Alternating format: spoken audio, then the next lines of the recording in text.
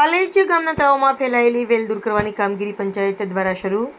સમગ્ર પાલેજ ગામના મધ્યભાગમાં આવેલા અંદાજે 20 વીઘા વિસ્તારમાં પથરાયેલા વિશાળ તળાવમાં લીલી વેલ મોટા પ્રમાણમાં ફેલાઈ જતા વરસાદના પાણીના કુદરતી નિકાલમાં ભારે અવરોધ ઊભો થયો હતો. તળાવની સપાટી પર વેલ છવાઈ જતા પાણીના પ્રવાહમાં મુશ્કેલી સર્જાઈ હતી, તેમજ તળાવની સ્વચ્છતા પર પણ તેની પ્રતિકૂળ અસર પડી હતી. આ સમસ્યાને ધ્યાનમાં રાખી પાલેજ ગ્રામ પંચાયત ઇન્ચાર્જ સરપંચ શબીર પઠાણની સૂચના અનુસાર મંગળવારે જેસીબી મશીનની મદદથી તળાવમાંથી વેલ દૂર કરવાની કામગીરી હાથ ધરી હતી. પંચાયત દ્વારા તબક્કાવાર સમગ્ર તળાવની સફાઈ કરવામાં આવી રહી છે, જેથી વરસાદી પાણીનો સરળતાથી નિકાલ થઈ શકે અને તળાવનું જળસંચય કાર્ય પણ અસરકારક બની રહે. સ્થાનિક લોકોએ પંચાયતની આ કામગીરીને આવકારી હતી અને તળાવની નિયમિત સફાઈ તેમજ જાળવણી કરવામાં આવે તેવી માંગ પણ વ્યક્ત કરી હતી. આજ રોજ પાલેજ ગામની અંદર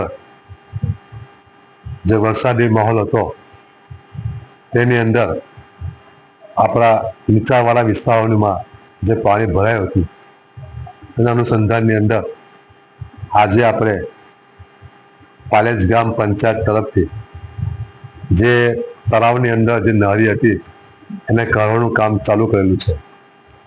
એ નળી પાલેજ ગામમાં જે તળાવ છે એ પાણીને નીકળવા માટે અવરોધરૂપ બની હતી. એના અનુસંધાનની અંદર આપણે એ નળીનું હવે કામ ચાલુ કરેલું છે અને સાફ સફાઈ કરેલી છે.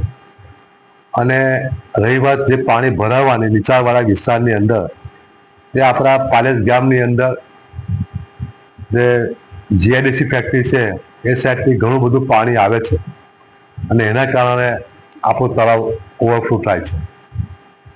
આપણે દર વર્ષે આપણે તળાવ ખાલી કરાવીએ છીએ.